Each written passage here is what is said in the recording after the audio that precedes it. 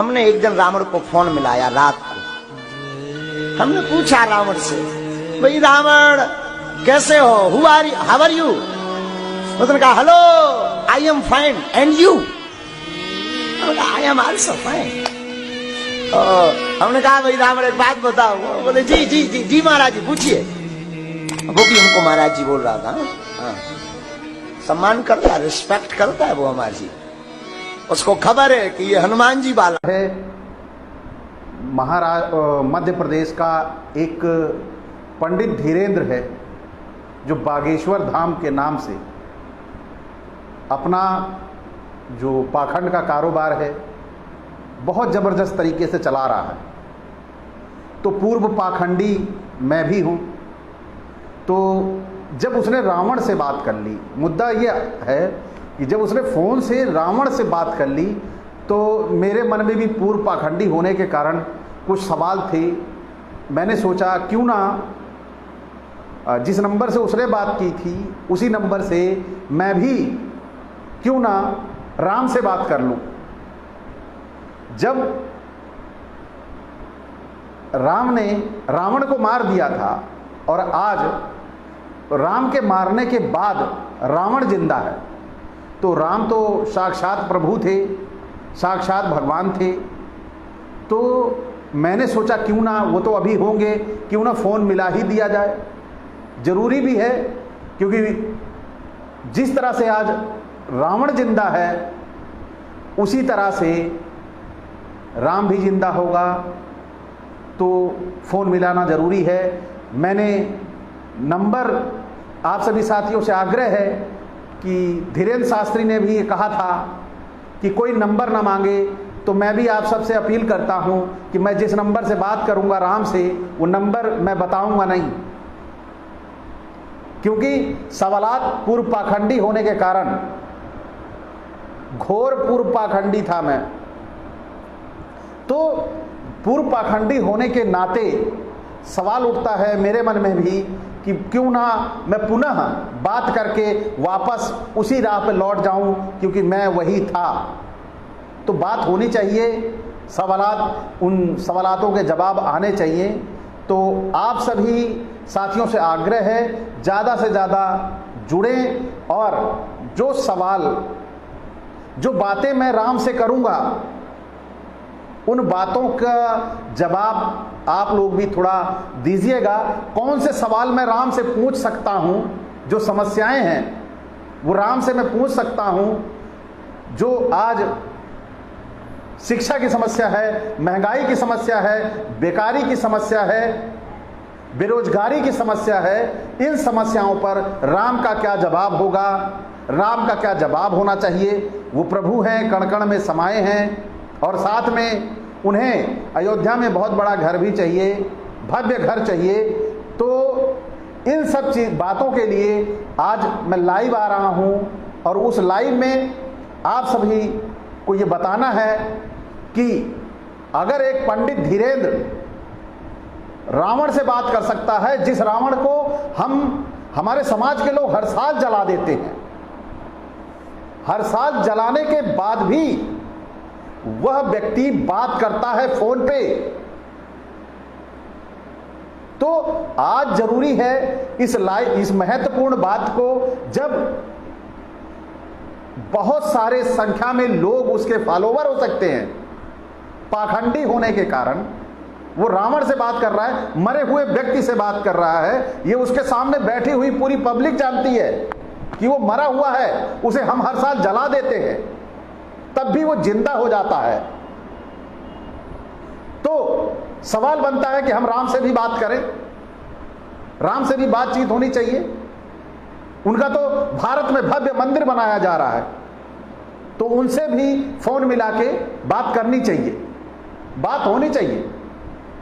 तो उसी बात के सिलसिले में मैं आप सभी से आग्रह करता हूं, आप सभी लाइव जुड़े और साथियों से, क्योंकि मैं कुछ बातें करना चाहता हूं। जैसे पंडित धीरेन्द्र ने बात की उसी तरह मैं भी राम से बात करूंगा, और क्योंकि जरूरी हो गया है, क्योंकि आज अगर हम राम से बात नहीं किए तो हमारा देश दिक्कत में आ सकता है। क्योंकि अभी आप जालौर में जालौर के राजस्थान में एक छोटा सा बालक, 3 साल का बालक मार दिया जाता है केवल मटका छूने पर। तो राम कहां बैठे हैं? जिस राम का भव्य मंदिर अयोध्या में बन रहा है, वो राम कहां बैठे हैं? कुछ तो सवालों के जवाब उनको देने पड़ेंगे। जब रावण बोल दे रहा है, एक निकृष्ट, जिसको इन्होंने निकृष्ट कहा, जिसको अत्याचारी कहा, जिसको इन्होंने मार दिया, वो जिंदा हो गया, वो जिंदा हो गया, तो राम कहां छिपा बैठा है? तो राम को भी निकलना होगा। इसलिए आज राम से बात होगी, राम से बात करनी होगी, क्योंकि जो घटनाएं हमारे समाज में हमारे लोगों के साथ हो रही हैं, जब रावण बात कर सकता है तो राम को भी बात करनी होगी। वाह वाह, अभी एक पंडित आया है, जुड़ा है, वो कह रहा है चूतिया। ये हरामखोर उस धीरेन्द्र पंडित को चूतिया नहीं बोलेगा। ये कुत्ता दोगला धीरेन्द्र पंडित को कुछ नहीं बोलेगा। इसलिए नहीं बोलेगा क्योंकि इसकी जाति का है ना। तो ये उन्हीं का ही रहेगा। ये आज मैं राम से बात कर रहा हूं, इसे तकलीफ हो रही है, इसलिए तकलीफ हो रही है कि अरे राम आज इस व्यक्ति से बात करेगा। तो मैं जिस तरीके से धीरेन्द्र शास्त्री ने, धीरेन्द्र पंडित धीरेन्द्र ने लोगों को रावण से बात करके दिखाया, उसी तरह आज मैं भी आपके सामने राम से बात करूंगा। तो आप सभी जुड़े और राम से मेरी जो चर्चा है उसको सुने, जाने कि राम कैसे बात करता है, राम कैसे बात करेंगे। जब रावण कर सकता है सैकड़ों साल जलाने के बाद, सैकड़ों साल मारे जाने के बाद, तो निश्चित तौर पर हमें भी बात करनी चाहिए। तो मैं आप चल रहा हूं फोन मिलाने, और आप यहां पे सब रिकॉर्डिंग अगर कर सके तो इतनी रिकॉर्डिंग करके धीरेन्द्र शास्त्री के सामने जरूर भेजिएगा, क्योंकि ये बहुत जरूरी है। तो मैं राम को फोन मिलाता हूं और बातचीत करता हूं।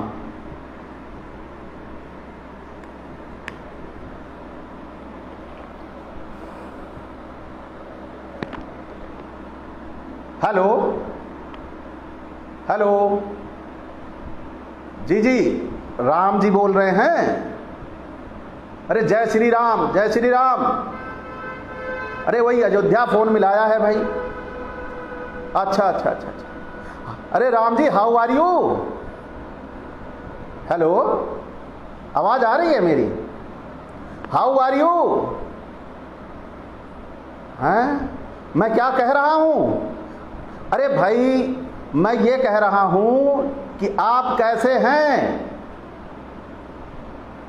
अच्छा अच्छा अच्छा, ये इसका मतलब हाउ आर यू का मतलब नहीं जानते थे आप? कमाल की बात है, रावण ने इंग्लिश सीख ली है। धीरेन्द्र पंडित जी ने बात करी थी अभी रावण से इंग्लिश में, और आप हैं इंग्लिश जानते ही नहीं। ऐसा कैसे काम चलेगा भाई? आप तो प्रभु हैं, रावण सीख गया इंग्लिश, आप इंग्लिश बोल ही नहीं पा रहे। कमाल की बात है। आप थोड़ा धीरेन्द्र पंडित से जाके मिलिए। साहब, वो रावण को अंग्रेजी बोलना सिखा दिया, और आप हैं प्रभु होके, कड़कड़ के वासी होके इंग्लिश नहीं आती है आपको। कमाल की बात है। अरे प्रभु, अगर आप ऐसा बोलेंगे तो हम जैसे पूर्व पखंडी लौटेंगे कैसे? अरे साहब, आप ही कि ना उपस्थिति के कारण हम लोगों ने मतलब पूरी तरह से त्याग कर दिया था कि प्रभु है ही नहीं। पूर्व पाखंडी लिखने लगा था मैं, आपकी भरोसे ही तो मैं सब कुछ किया करता था। लेकिन अब आप देखिए, आप जब से पंडित धीरेन्द्र रावण से बात किया, हमारी उत्कंठा बढ़ गई। अरे रावण से बात हो सकती है सैकड़ों साल जलने के बाद, तो पक्की बात है राम से भी बात हो जाएगी। तो प्रभु आप कुछ चीजें हैं जो मैं आपसे कहना चाहता हूं, तो वो ध्यान से सुन लीजिए। अब मैं समझ गया हूं आप इंग्लिश नहीं समझते, तो इंग्लिश में कुछ नहीं बोलूंगा, इंग्लिश में एक शब्द नहीं कहूंगा।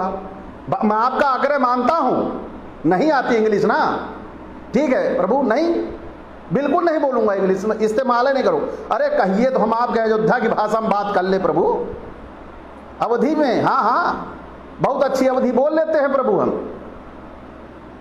हाँ हाँ हाँ, तो का हाल चाल बा?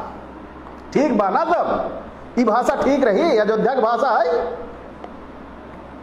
हाँ हाँ, ठीक ठीक। तब आपसे दुई बात करेगा रही।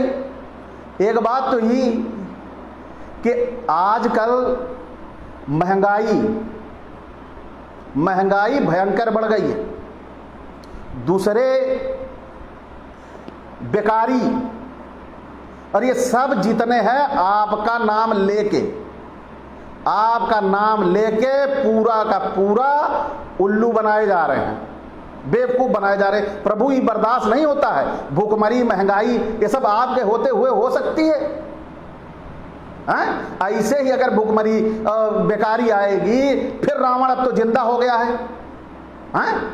रावण जब जिंदा हो गया है प्रभु, तो ये बताइए कैसे काम चलेगा? आपको फिर अब लड़ना होगा। तो हमारे जैसे लोगों को अपनी सेना में रखिए, सेनापति बनाइए। आज हम हनुमान बन सकते हैं, हम आज भी हनुमान बन सकते हैं, लेकिन हमारे भूख की पेट मिटेगी तभी तो, पेट की भूख जब खत्म होगी तभी तो हम हनुमान बनेंगे प्रभु। आज हमारे सामने, हमारे बच्चों के सामने रोजगार समस्या मुंह बाए हुए खड़ा है।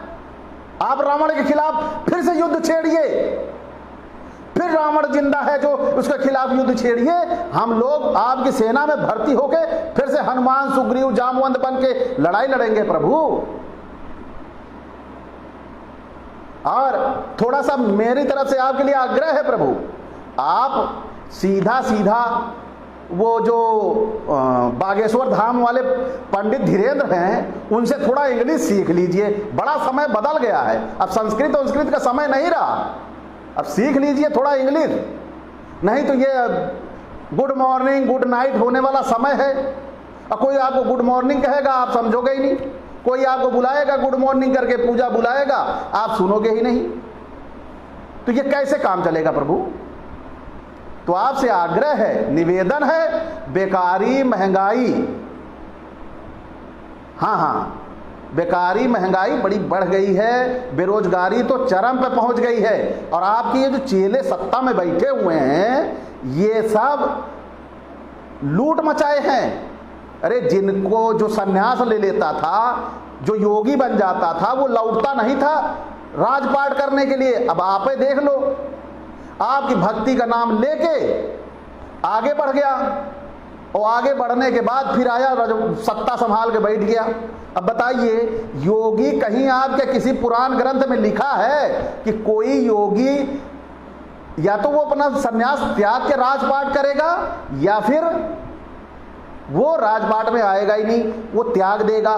तो यहां देखो, योगी त्याग करने के बाद आके रजवाड़े संभाल रहे हैं प्रभु, ये कैसे होगा? और सर, अरे नहीं सर नहीं बोलूंगा, हम समझ गए कि आप समझते नहीं हैं, गलती से निकल गया सर। जैसा क्या है ना, अब आदत सी हो गई है इंग्लिश का थोड़ा हिंदी में समाहित हो गई है, लोचा है प्रभु। तो थोड़ा आप भी ध्यान दीजिए, सीख लीजिए अंग्रेजी। अच्छा, आप व्यस्त हैं, चलिए ठीक है, लेकिन बस ऐसे ही कृपा बनाए रखिए, फोन करें तो उठा लिया करिएगा। हाँ, इंग्लिश सीख लीजिएगा, ठीक है प्रभु। Good bye. अच्छा, नहीं गुड बाय ना बोले, अच्छा ठीक है, ओके, नमस्कार जी, नमस्कार। तो अभी देखा आप सभी साथियों ने, राम से बात हो गई है, और जल्द ही वो, उन्हें पता ही नहीं था कि रावण जिंदा है अभी। वो तो सोचे कि हमने तो मारा था, उनको खबर ही नहीं थी। और दूसरे सबसे बड़ी बात तो ये कि अंग्रेजी नील है एकदम, जब अंग्रेजी नहीं आएगी, ऐसे ऐसे महारथियों को जिनको पूरा विश्व कण कण के स्वामी हैं, कैसे काम चलेगा? रावण सीख गया, वो रह गए। तो आज सबसे बड़ी समस्या है ईश्वर पूरी विश्व को संभालता है, संचालित करता है। यदि वो संचालित करता, वो ईश्वर होता, तो निश्चित तौर पर हमारे सामने ये समस्याएं, महंगाई, बेकारी और भुखमरी जैसी भयंकर समस्याएं हमारे देश के सामने ना आके खड़ी होती, क्योंकि वो कणकण का स्वामी था, कणकण का स्वामी है। आज उसके नाम पर सैकड़ों के पेट पलते हैं, लेकिन उसके नाम पर किसी गरीब का पेट नहीं पलता। उसके नाम पर किसी गरीब का पेट नहीं पलता, न किसी गरीब के ऊपर हुए अत्याचार का इसके बदले उसे दंड किया जाए या ईश्वर आके उसे दंड किया जाए। तो मैं आप सभी से यह आग्रह करता हूं कि आप सभी ऐसी पाखंडवादी चीजों से उबरें, क्योंकि एक छोटा सा अदना सा व्यक्ति वो रावण को जिंदा कर देता है और जब चाहता है वो रावण को मार देते हैं। ये केवल ईश्वर को जिंदा नहीं कर पाते, जो ईश्वर मानव को बनाया और उन्हीं के ऊपर हुए अत्याचार, 3-3 साल के 5-5 साल के बच्चों को घड़ा छूने के नाम पर अपवित्र समझ के मार दिया जाता है। ये क्या ईश्वरीय गुण है? ये कहीं से ईश्वरीय गुण नहीं है। ये धूर्त अपना पेट पालने के लिए अपने ही समाज के लोगों को, जिन्हें हिंदू कहते हैं, उनको ठगने से भी बात नहीं आते, उन्हें धोखा देने से बात नहीं आते। ये 420 है। इस 420 को रोकने के लिए कोई अलग से अवतार नहीं आएगा। हमारे आपके बीच लोगों को जागृति फैलानी होगी, हमें आपको ये करना होगा। तो साथियों, इस जो आज लाइव आने का मकसद था, केवल यही इतना था कि हमारे समाज के बहुत से लोग अपना धन और समय ऐसे पाखंडियों के लिए बेकार कर रहे हैं और अपने जीवन को दुखमय बना रहे हैं। जो अपने बच्चों को अच्छी शिक्षा देनी है, अपने बच्चों को अच्छा कैरियर देना है, वो पैसा अपने अच्छे बच्चों के लिए ना लगाकर वो इन पाखंडियों के लिए लगा रहे हैं। तो इन पाखंडियों के लिए जरूरी है एक फोन उठा लेना, कान में लगा देना कि hello Ravan, how are you. Ravan बोलता है उधर से I am fine and you, इधर से बोलता है आई एम आल्सो फाइन। क्या बात है? ये बागेश्वर धाम है। क्या बात है? रावण जिंदा कर लेते हैं। अरे भैया, ये रावण जिंदा कर ले रहे हैं, इनसे कहो राम जिंदा कर ले, जरूरत राम की है। जमीर मर गया है लोगों का, राम को जिंदा करने की जरूरत है। कौन सा राम? राम कौन है? जो कण कण में समाया है इनके, वो तो जिंदा नहीं हो रहा। जो हर साल जलाया जा रहा है वो जिंदा हो जा रहा है। आज मंदिर में बहन बेटियों की इज्जत लूट ली जा रही है। वो मंदिर के देवी देवता जिंदा नहीं हो पा रहे हैं। जिंदा कौन हो जा रहा है? जिसे इन्होंने मार दिया, हर साल जला दिया, वह कैसे जिंदा हो सकता है? ऐसे लोगों को सरकार जेल में क्यों नहीं डालती? आज जरूरत है ऐसे पाखंडियों को गलत बोलने के लिए।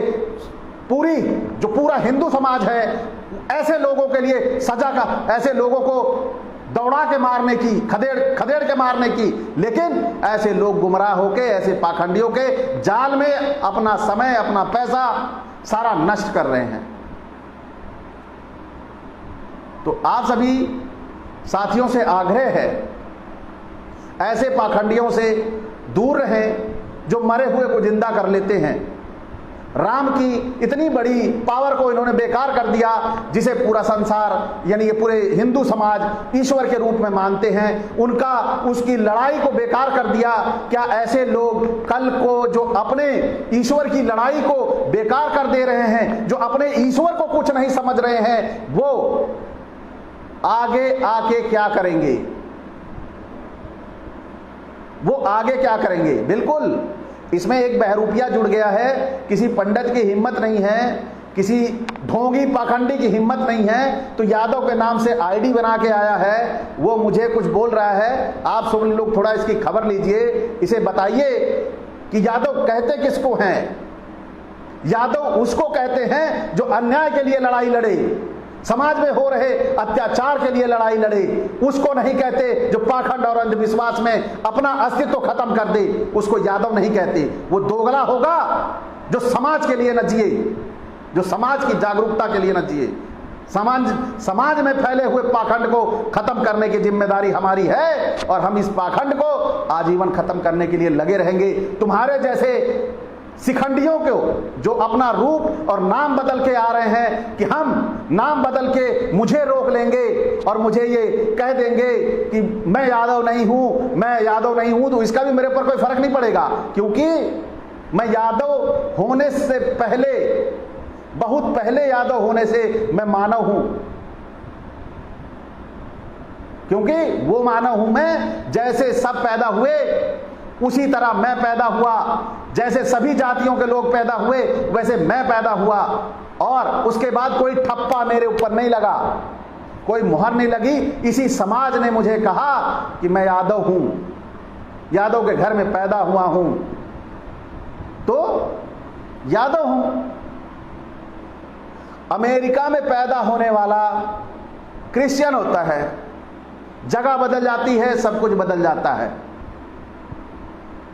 तो जो बेवकूफ ये समझते हैं कि वो मुझे उल्टा सीधा बोल के मेरे मकसद, मेरे उद्देश्य को रोक लेंगे, तो उनके बस की नहीं है। और अभी बता रहा हूं मैं, लाइव में मेरे कुछ साथी लिख रहे हैं कि जालौर में, जहां पे बहुत छोटे से बच्चे को जो तीसरी कक्षा में पढ़ता था, थोड़ा मैंने देखा,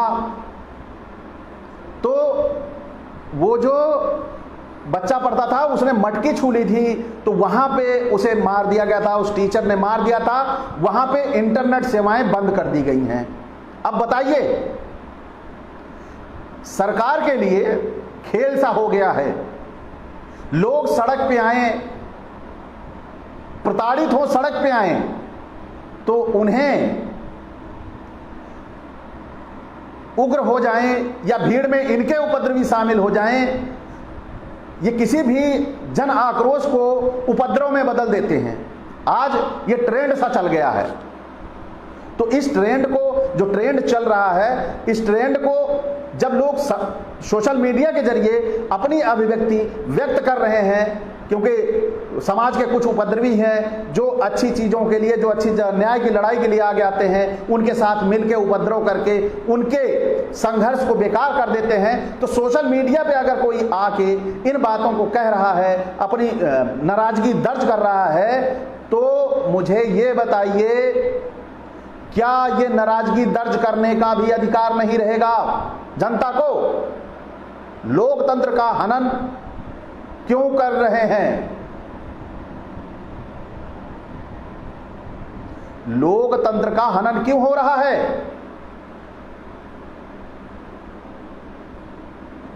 तो ये लोग अत्याचारी हैं।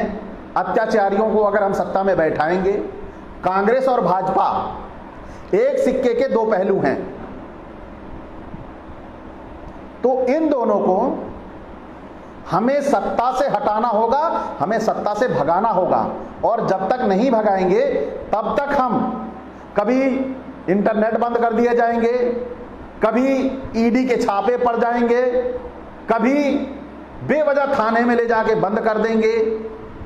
तो इन सब के सारे काम यही हैं, ये ऐसे ही करते रहेंगे। तो आप सभी ध्यान दें, अपने आसपास के लोगों को जागरूक करें, अंधविश्वास पाखंड से उबरें। आज मेरे लाइव आने का यही मकसद था। आप अपना धन अपने बच्चों की शिक्षा के लिए खर्चा करिए, अपने समाज के विकास के नाम पे करिए।